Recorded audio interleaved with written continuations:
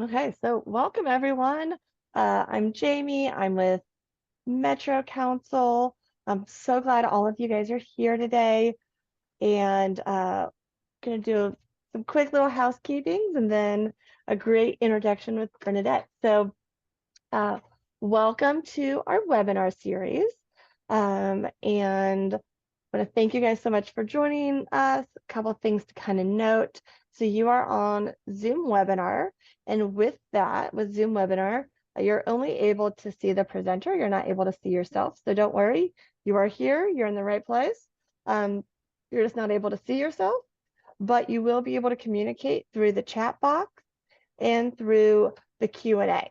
So if you have any questions or anything you would like to add, you're welcome to add them into the chat box and into the Q&A. We'll be monitoring that. Also, at the end of our time together, you will get a certificate of attendance that will be available at the end of the webinar. So in case you guys are wondering about that, you just get all of that at the end today. And a little bit about Metro Council. So as I had said, I'm with Metro Council. We are the kind of collaboration association of community mental health centers throughout the Kansas City Metro. So we encompass the following community mental health centers and organizations. So University Health, Beacon Mental Health, and I should say University Health Behavioral Health, Beacon Mental Health, Swope Mental Health, Comprehensive Mental Health, Rediscover Mental Health, Wyandotte Behavioral Network, and Johnson County Mental Health Center. And then we also encompass a couple of other organizations that are not community mental health centers. So Mental Health America of the Heartland, along with Center for Behavioral Medicine. And with all of us, we encompass Metro Council. And we want to try to get information out around behavioral health to the community at an affordable cost. So we make these webinars for free on the second and the fourth Thursday of the month from 12 to 1. And so we're so glad you guys are able to join. You're welcome to join for any of the others. But as I said, we have free webinars on the second and the fourth Thursday from 12 to 1. And then we also do trainings really kind of throughout the year that are in person. We just had our mental health KC conference. That was incredible. Thank you to all that attended. We had 940 individuals register for it. So thank you if you attended. And then we also just had last week our school mental health workshop where we got to partner with Mental Health Technology Transfer Center and be able to provide a training for educators. So thank you all for coming to all of those that have been coming. And if you haven't been able to come yet, come join us for our next one. We don't have a date yet of anything in person, but we will. So, and a couple other things to note. We do say this for every webinar, but little disclaimer, the views and opinions presented are those of the speaker and do not necessarily represent the opinions of Metro Council. So with that, I am really excited to introduce Bernadette. And Bernadette's gonna be talking about the congruence of culture. We're so excited.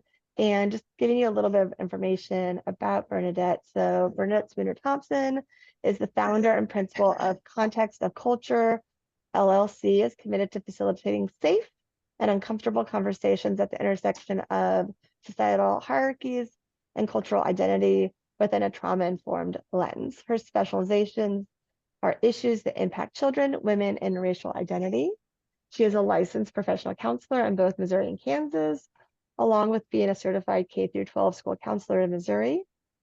She spent nearly a decade within the K-12 academic environment, various capacities, from providing individual counseling to whole class emotional development lessons. And then she also facilitated professional development centered on trauma-informed practices to equip staff and faculty. And with that, I am so excited to introduce Bernadette, and I'm going to turn it over to you.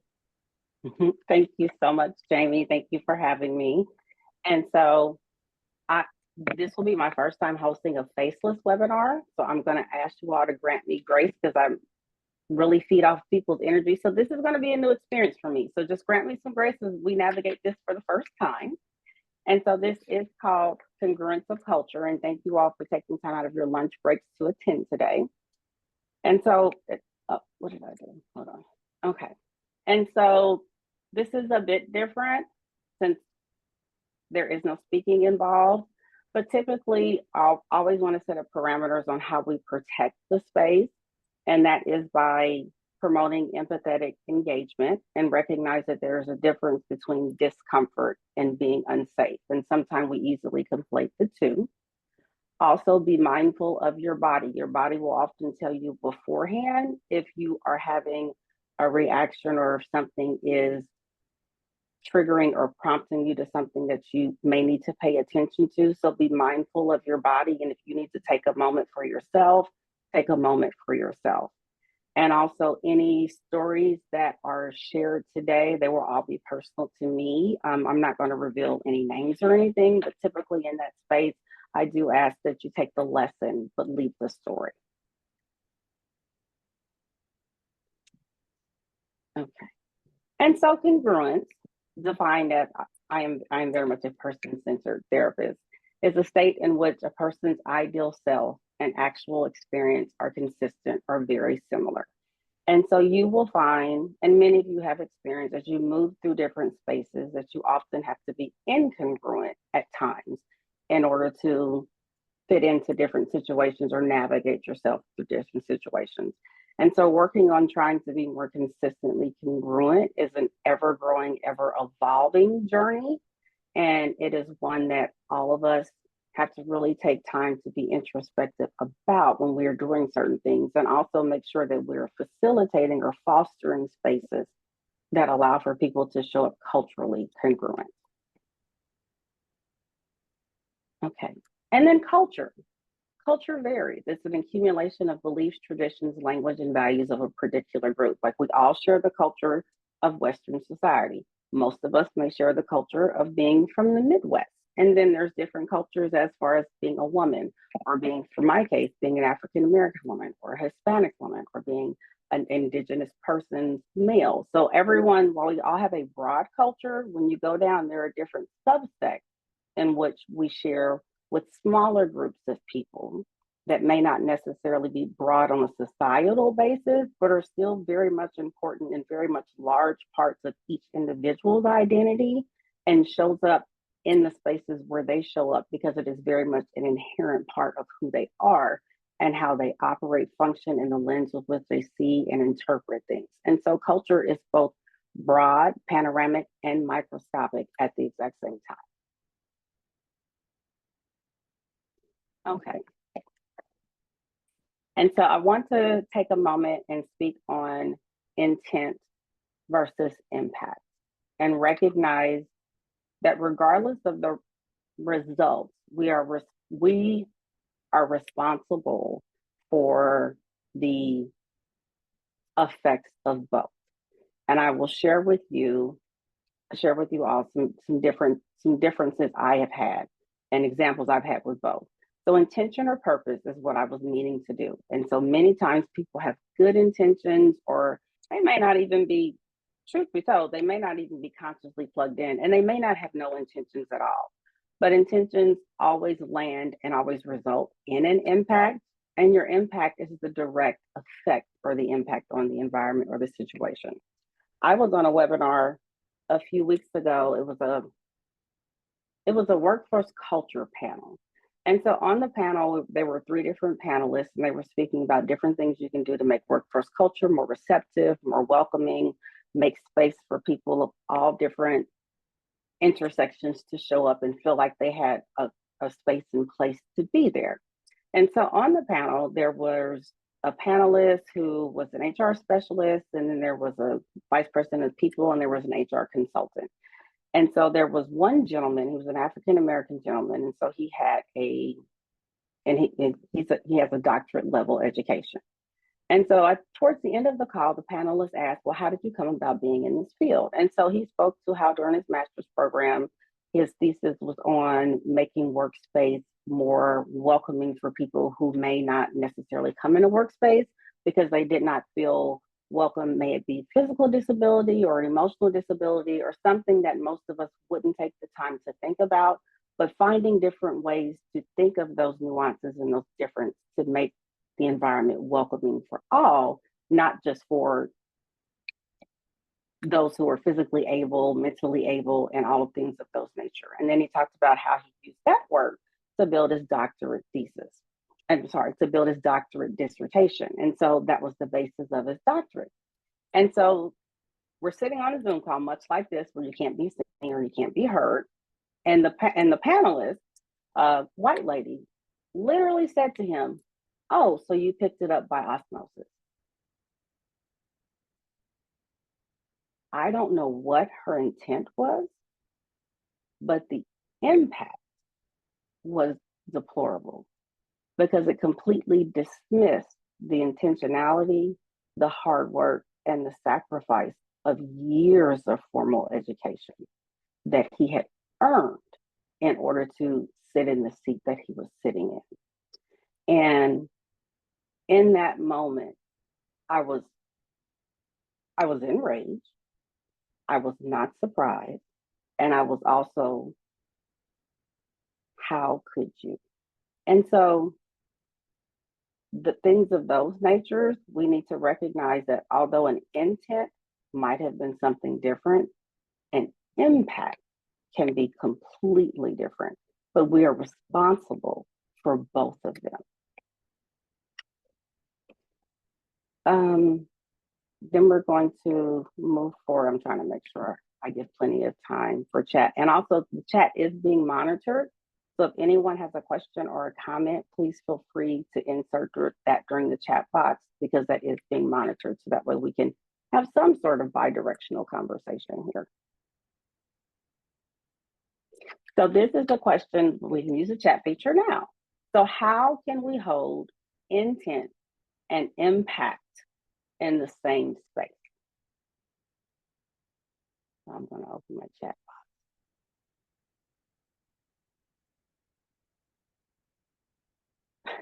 Thank you, Sarah. Yes, Angie, mindful self-awareness.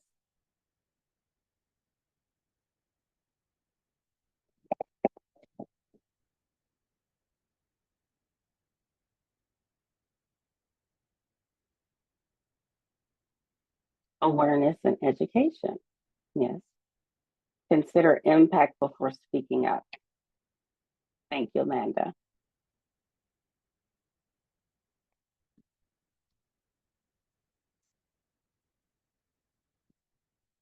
By quickly asking ourselves, is it kind? Is it true? Is it necessary? I love that, Sarah. I love that. Is it necessary? Mm-hmm.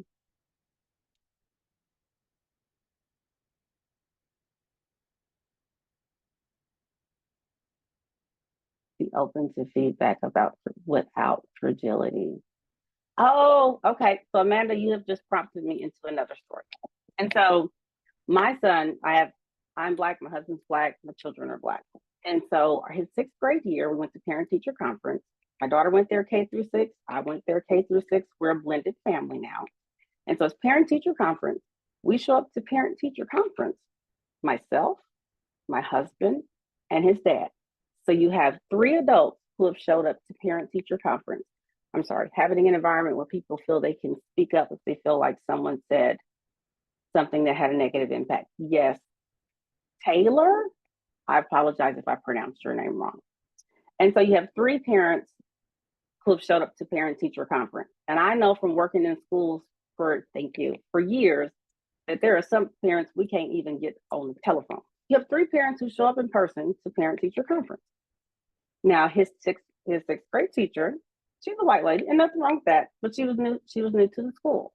And I also know on the back end that when parent teacher conferences are coming up, your admin asks, are there any families you're concerned about or any parents you're concerned about? Let me know ahead of time so I can be at the conference when they come in.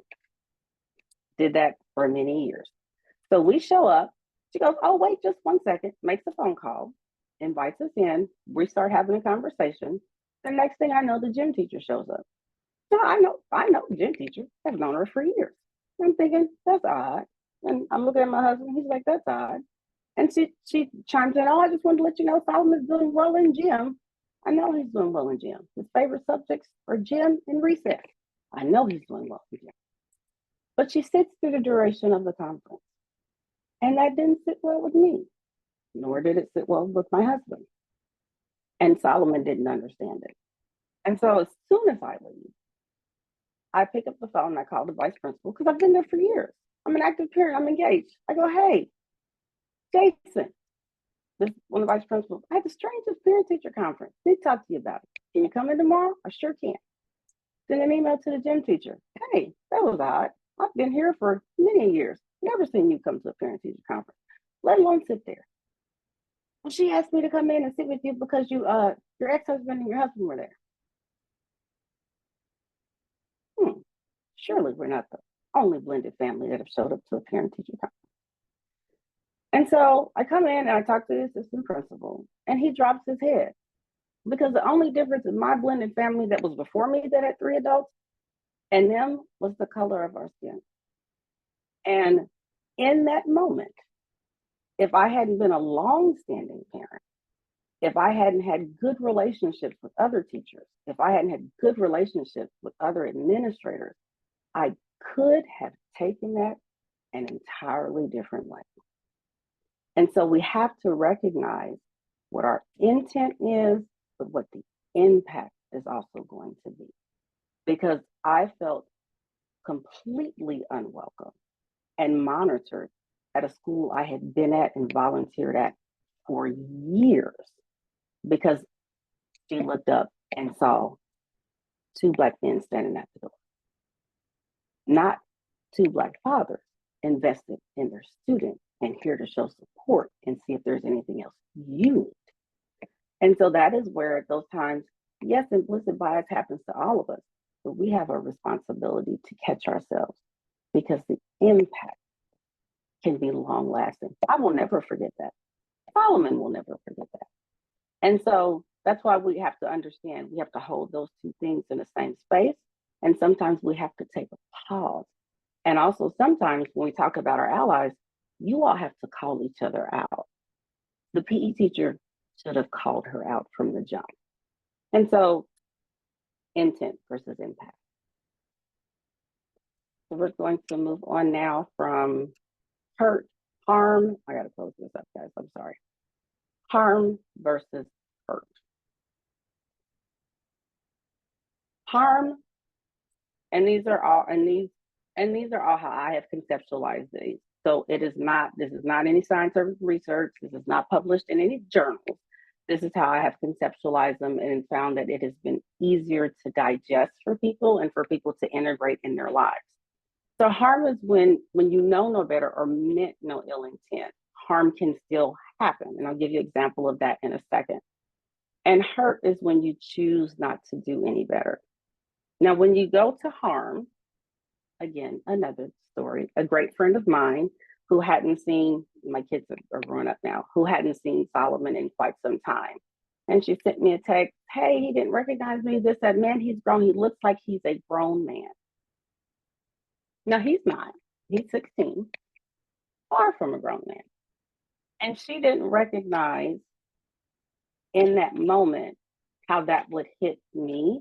Now, I knew I didn't take it as hurt. I took it as harm because I know she loves me and I know she loves my family.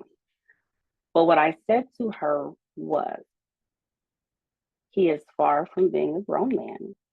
He is a 16-year-old who's going through puberty like all the rest of the young men or older adolescents his age.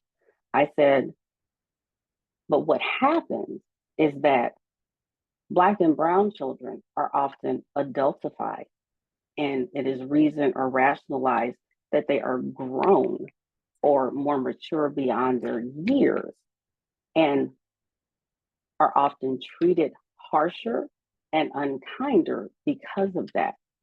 I said, so to hear you say that, someone who I know loves me and is for us absolutely continues to terrify me, because I know then that's how police officers look at him.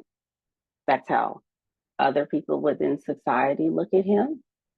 And he won't get granted the grace or the forgiveness or the latitude that any other 16-year-old needs. And so while that was not, again, her intention, the impact was harmful. And we were able to have a conversation about it. And she was able to own, I recognize I still have work to do. And I recognize how that still impacts you and weighs heavy on your heart, and why you do carry, rightfully so, the amount of anxieties that you do as your children continue to grow. And so that is harm for me, how to conceptualize that. Now, hurt is different. Hurt is when you know better, when you're standing in a space claiming to know better and you don't do any better. I was at a DEI workshop a few weeks ago, and the presenter, Caucasian lady, which is fine. There are many Caucasian people in the DEI space, some who do incredibly competent work. But she's in the DEI space, and we're talking about health disparities for African American women.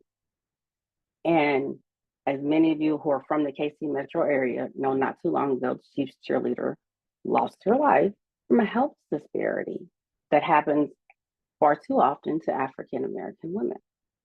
And so we're talking through this, and she, the moderator in the space, says Black women die at higher infant mortality rates because they're Black women.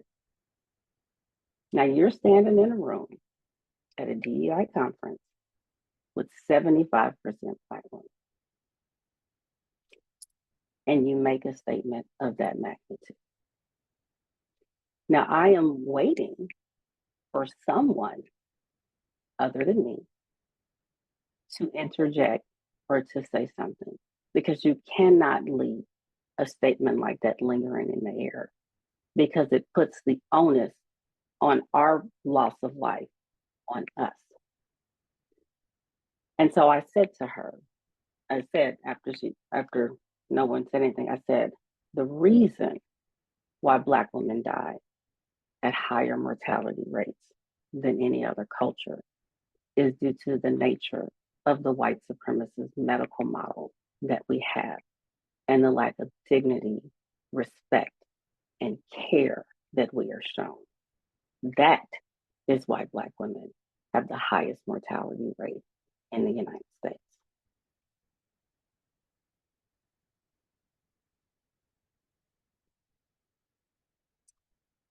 I should not, thank you, Carla. I should not have had to say that. And really, I feel like I shouldn't have been the only one to say that. And if you're going to stand in that space in particular, especially coming off of what we've just come off here in Kansas City, and we have seen that, I felt like that was reckless, that was hurtful, and that was irresponsible on so many different levels. And so you have those two examples I gave you where, yes, feelings were evoked, but there's a difference between harm and blatant hurt. And hopefully I was able to show you all the difference between the two. You're welcome, Diane.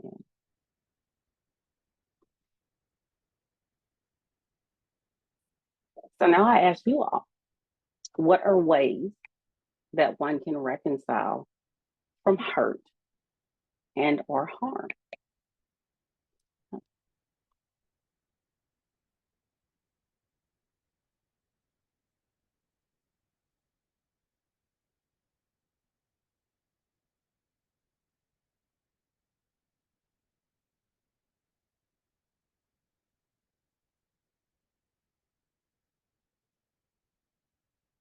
Being teachable, wanting to learn.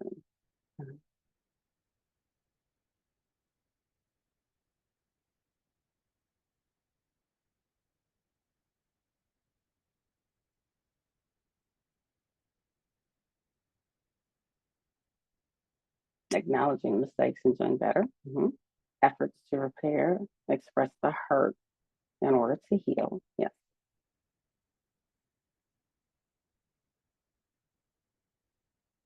Now, with that, Carla, that speaks to, and I have a note on that, that speaks to capacity, one's capacity. And there are times when you have the capacity to do that, and there are times when you don't. And recognizing, apologizing, engaging, active listening, yes. And recognizing when you're able to be in that space, capacity-wise, and speak your truth and how it landed and impacted you. Because here's the truth of the matter. When someone is speaking about an ought or a wrong or something or an offense that has been given, that has been acted upon them, depending on that person's gender or that person's race, they have to figure out, you have to go through the mental acrobat of figuring out how to stage the conversation, be mindful of your tone of voice, your rate of speech, and your facial expressions, because fragility is real, in order for the message and the meaning to be heard, and for it to not be swallowed up or dismissed as being the angry Black woman, even though you have justifiably every right to be angry. In order for the conversation to somewhat be bidirectional and to move forward, you have to have the capacity to be able to monitor all of those things in order to hopefully deliver what needs to be delivered in the most digestible manner possible. And so there are times when, I'll speak for me, I don't have the capacity for it. I can't talk about this right now. Now, I may circle back, I may not, I may just move on from there. And so also recognizing that you have to have, recognizing what your capacity is in the moment, and did it register high enough for you to speak to, do you have to speak to it right now? If someone says, is it necessary?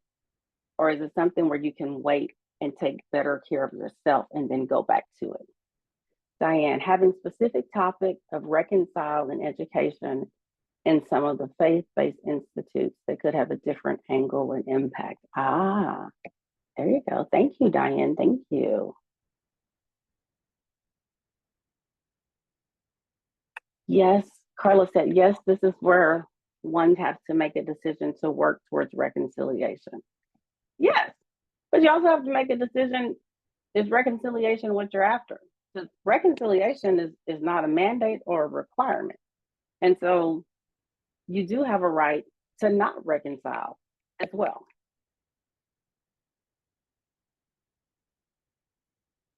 Okay, that one prompted great discussion. Thank you.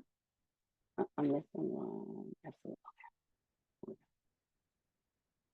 Okay. So safe versus soft. We spent a lot of time talking about safe spaces, safe spaces, safe spaces, which is great. There's a difference.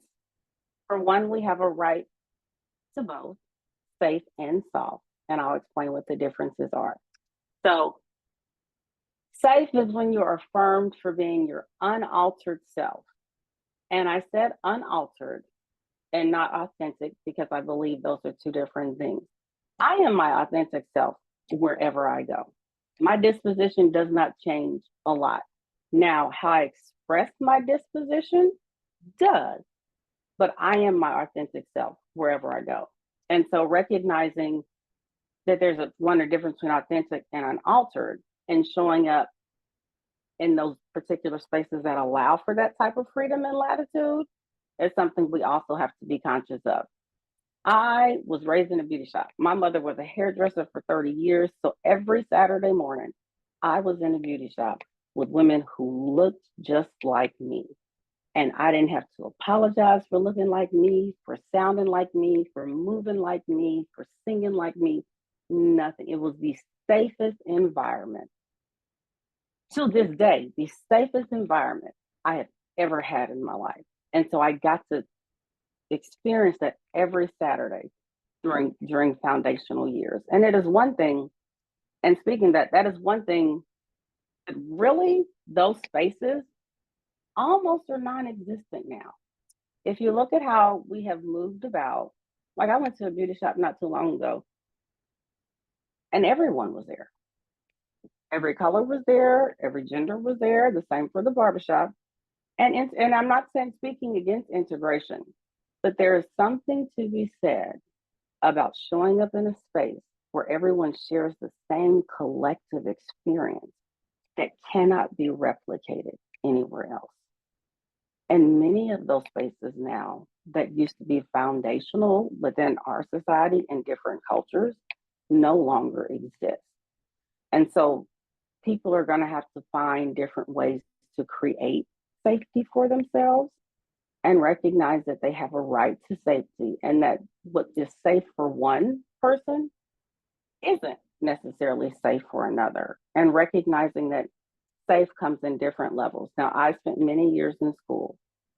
So for me, my goal was always this: if I can make whatever environment I am in safe enough where a kindergartner feels like they can speak and be heard, then by proxy, everyone else is safe. So our safety barometers, to me, should always be set to whomever in the environment has the least amount of power. If we can get the barometer set to that, then by proxy, all the rest of us are good. And so that's a measure I've always operated by when it comes to trying to create a safe environment. Now, safe is different than soft. The beauty shop was safe. By all means, it was safe, but it was not soft. I can only speak from my experience. Black women are told that we are strong, we move forward no matter what, you push through, you persevere.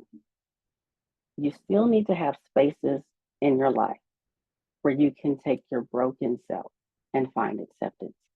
So that was not the beauty shop for me. For me, that was my granny and my godmother. Those were my soft places where I could take tears and it was okay. And so recognizing that you have a right and a need for both spaces, safe and soft, is something that I encourage everyone to work towards, and especially clinicians to encourage clients to work towards the recognition that you need and have a right to both, and to find different ways to build those spaces in your life. And it will look different for each and every person. One lady earlier had complimented me on my office, said it was soothing. This is my favorite space in my whole house. This is safe and soft because I didn't have to think about nobody else. I thought about what would make me feel calm, what did I like aesthetically, what would make my heart sing when I came in here. And so even if you can just start building a little corner or something that a favorite gem or something that you keep in your pocket, recognizing that we need safe and soft in order to be able to buffer some of the things that you have to deal with just in normal everyday life. Like that chat. Okay, hold on. Let me catch up on the chats, guys. I'm sorry. Let's see to yes. This is okay. So Carla said yes. This is where ones have to make this work towards reconciliation. Yes. And Karen said, I love what you said about having the capacity to discuss it. Yes, ma'am, that is imperative. Typically, to help with that, I make the statement a question and ask the speaker for clarification. Sometimes this reveals intentions. I like that, Karen. Thank you so much for sharing that. Okay. So on this one, I wanted to talk about responsibility levels. So when you think of different environments, whose role is it to foster safe environments, and what does that look like? Let me pop my chat window back up. Thank you, Sarah.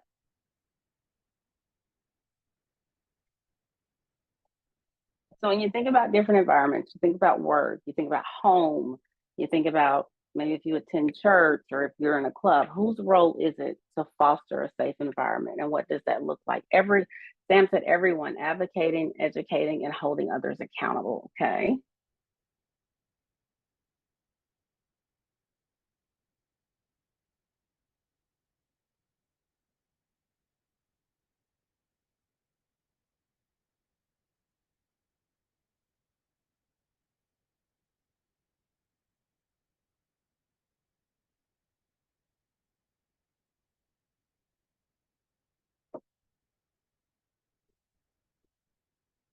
Okay. Well, the role belongs to everyone. We all contribute to creating a safe environment to look different depending on the context.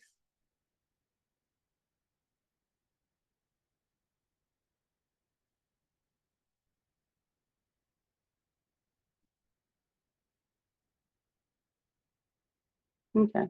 So while other people are typing in, I want to kind of respond to that because I think differently when it comes to that.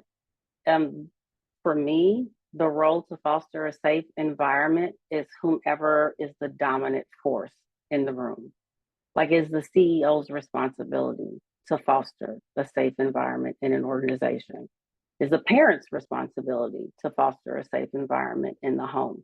Whoever holds the power or whoever has the greatest amount of influence, that's who's responsible for setting, and this is for me, for setting the tone or setting the, what did I say? Fostering a safe environment. Because those are things that can't be worked from bottom up or side in. Safety has to be a top down thing. And so I challenge you all to conceptualize looking at that. People in control of an environment should be the ones to foster safety. Anna, yes. Leadership or those with authority have the most responsibility. Lily, yes. And Nakia Wilson, it starts from the top. Yes. And so I'm not saying to Sam or anyone else who said everyone, but I am challenging you to look at your mindset on that, because those who control the environment, the pace of the environment, or have the ability to hire and fire and things of that nature, that's a huge power differential. So expecting someone who doesn't have the same amount of latitude, respect, responsibility, influence, whatever you want to call it, to carry the same weight for fostering an environment as someone who has a much bigger advantage, to me, is a disproportionate placement of responsibility. One new message. Safety should be visible. Oh, can you unpack that for us in the chat, Carla? What do you mean by it should be visible?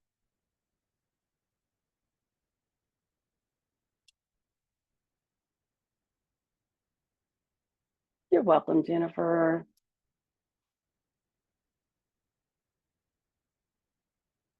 And so while Carla's typing to unpack that, because I really want to know what that means, I like that safety should be visible. The second one on this one is how can you go about recognizing that you have a right to soft spaces?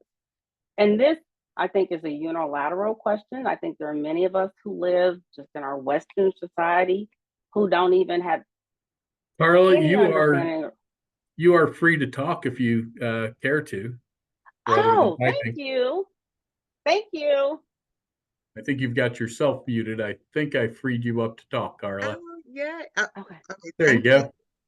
Okay, so what I mean is like safety is a commitment, and it doesn't exist without being visible, right? So leaders, they need to demonstrate a conviction to safety, like with principle, strategic ways. It doesn't have to cost money, okay? It's just like the leader's presence in the right safety related process, and they should demonstrate that. What is important to the leader should be important to everybody else. That's what I mean by that. Right. Okay, thank you. Thank you so much for unpacking that. I appreciate that. Thank you. I love that. Yes. Yes. Okay. Oh, we were talking about recognizing that you have a right to soft spaces. And truthfully, I want to ask, is that a new concept for many of you all? Soft spaces. Because we talk a lot about safe. It looks, Sam said yes. It looks like what I have here. Okay. Look here. No, I'm saying yeah. Yes, new. Okay. So then with that being fairly new, for most people, fairly new, it's almost like now that I'm thinking about it, it's almost like a societal unwriting. So this is an unfair question for me to ask you all. So what I will ask you all is but when you gave your example, I was able to think of soft space. I'm glad to hear you have one in your life, Kieran. So right now, I feel like that's an unfair question for me to ask, but I will ask for you all to just throughout your day and probably the rest of the week to just chew on one. Do you recognize learning what soft space is now? Have you recognized that you have a right to that? And two, what that could look like for you. And so I apologize for asking you all something that is completely novel concept. So thanks for the feedback on that. But chew on that, and in your different lives throughout the day, chew on that to see what that feels like. Okay. All right. So, we're doing good on time. So coping versus healing.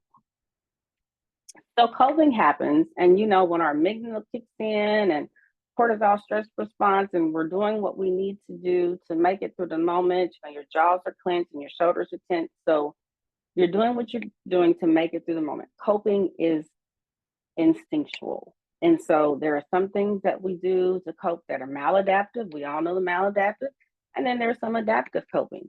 But coping is, how do I make it through what I need to make it through in order to get to where I'm going? You cope a lot in school. We cope a lot at work. I know I coped a lot in grad school. So coping is a normal part of life. Let me see, I got a chat. I recognize that I have a right to it. Only had one in the past couple of years. I also was shocked to realize it. Yeah.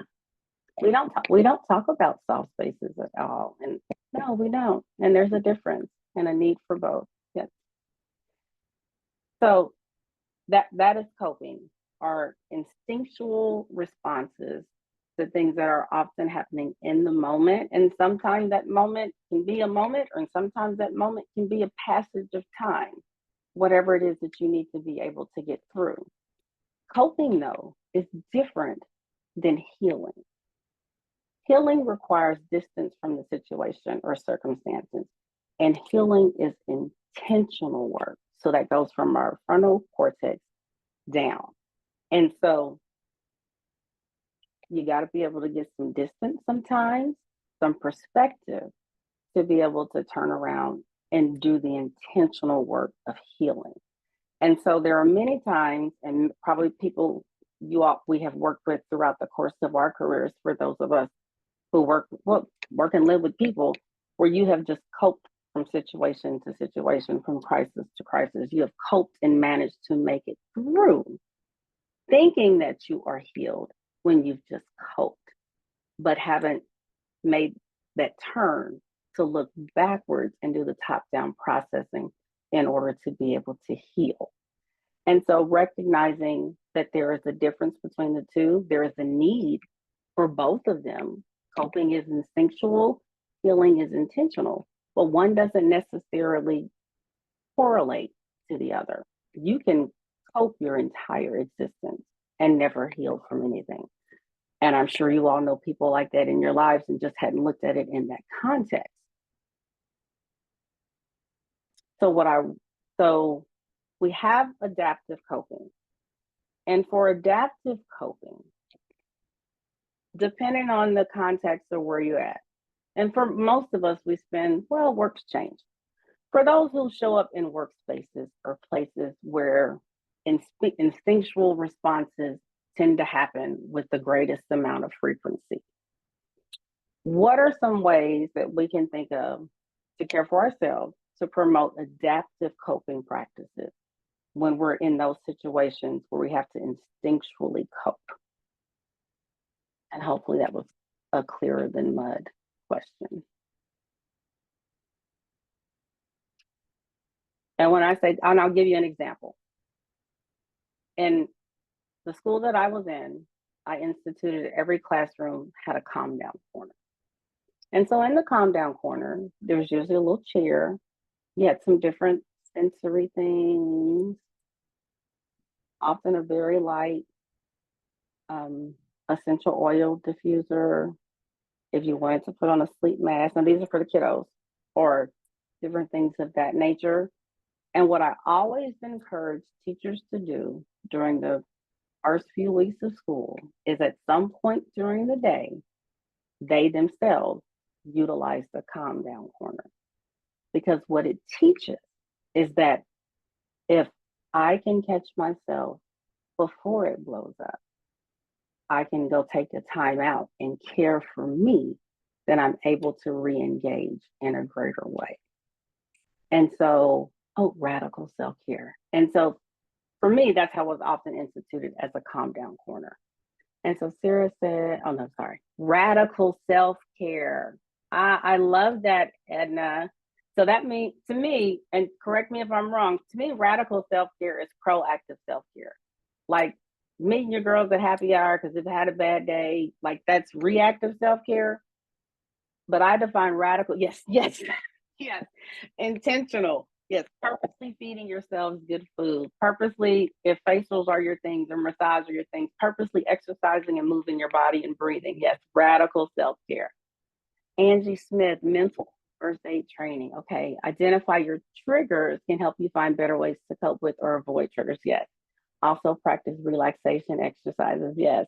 Lead by example with these things. Yes, yes, that's right, Amanda.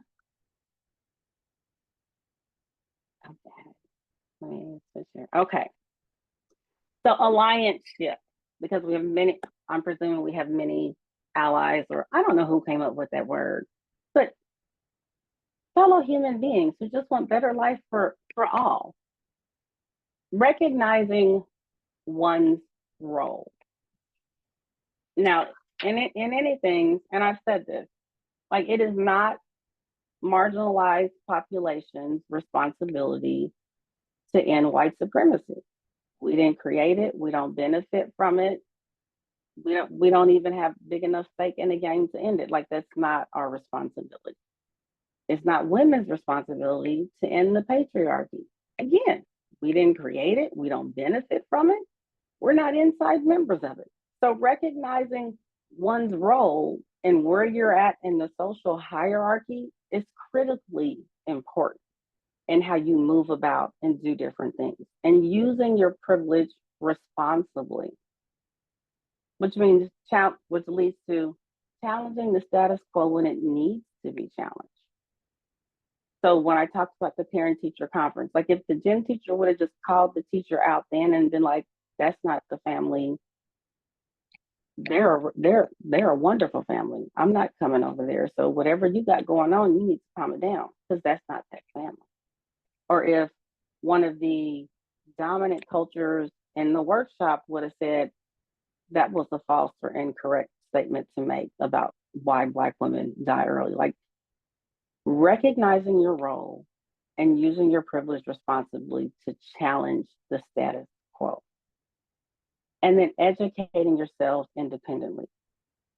There is, to me, if you have a cell phone, there is literally no reason to be uneducated about just about anything. If you don't want to read the book, then you can buy the book and listen to it in your ear. If you don't want to listen to the book in your ears, then you can look it up on YouTube and watch the video. Educate yourselves independently. Don't put the weight of learning different people's, and this is a bit broader, different people's experiences, different people's historical challenges and disparities. Don't put that off on someone else to teach you that, especially the marginalized population. That is your responsibility to educate yourself on that. And it is all within our fingertips and within our grasp. It's so simple. So educate yourself independently. And I have a recommended reading list coming up. And notice nuance. Like if one of those panel members on the workforce culture had said to the moderator, I find it hard to believe you can get a whole doctorate by osmosis. Like if that had been openly challenged, notice nuance, pay attention. So that's what I have for our allies. And stand and out, and you know, and I'm sure everyone here knows this, allies stand with, not in front of, stand with. Okay. And then here are some, I have read all of the books on here, love every last one of them. They will pique your interest in different ways. If your goal to me is to learn, truly learn about the societal hierarchy, Caste by Isabel Wilkerson, I have now read it 3 times. I know I'm stuck line. I didn't read it. I've listened to it on Audible 3 times.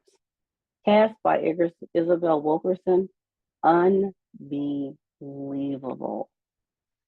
And so it speaks to the American caste system and the connection between Germany, Nazi Germany, and the caste system in India. A phenomenal book. Once you, to me, it was freeing because once I recognized that this is a structured system and the system auto-corrects itself, I was able to decide where my bubble or area of impact was going to be. Because the whole system as a whole, I cannot change. And really, no one within the marginalized population of pick whichever marginalization you want to can. And so until enough of the dominant culture decide that I'm willing to be inconvenienced and make changes in my life to do an overall system change, then none of this is going to change. And so it allowed me to level set, okay, so then where is my sphere of influence where I can create little ripples and feel like I am making a measure of impact? And then for women of color, or even people in general, like Black joy, like recognizing a right, not only to self, but to joy. And it has great little exercises in there on creating little joy bubbles in every day of your life. And we all need little joy bubbles. It doesn't always have to be, oh, I was on vacation for 3 weeks, but picking yourself up some flowers or playing jacks like you used to when you were a kid. Little joy bubbles help make the journey, and sometimes just the weight of existing and living in the margins of a society, it helps make it more palatable. And so that's my recommended readings. I did good. We did good. I think I did good. It's 12:55, so we have a few minutes left. If anyone has any questions or any comments, or anyone wants to add anything in or anything of that nature, and then that way you guys can get back to changing the world as you do in your everyday lives. And so we have one. I did a thank you, Carla.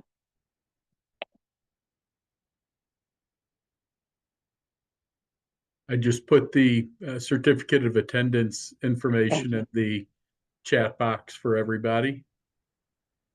This format, the Zoom format that we use, I don't think fosters conversation as effectively as some others, but you've got tremendous response. People were really catching it and catching the fire. I wouldn't say the little bubbles of joy you were talking about. I'd say kind of big waves of it. So thank you. Wonderful. Thank you, Dan. Yes. This has been great. Thank you all for your time. I know it's a work day, so thank you for taking an hour out of your lives to do this. I hope you learned some good things and some things you have integrated. This has been a pleasure. Thank you for doing this. I'm And sure this presentation took a lot. You've got a great slide deck, and you obviously have thought everything through and done just fantastic. I really appreciate this. This was really good to listen to. Absolutely. And there's my contact information if anyone wanted it. Yeah, that was great. Thank you, Dan. Thank you. Okay. And we do these twice a month, so keep however you learned about this one, keep on reading your email, and yeah, let us know if you need anything or if you have suggestions on other topics or other issues. But thank you so much for this. This was obviously hit a chord for a lot of people, so that's wonderful. Thank you. Any other questions? I think we can stay and read your praise if you like. If I were you, I'd be like, don't shut this down. We're going to read this for everyone.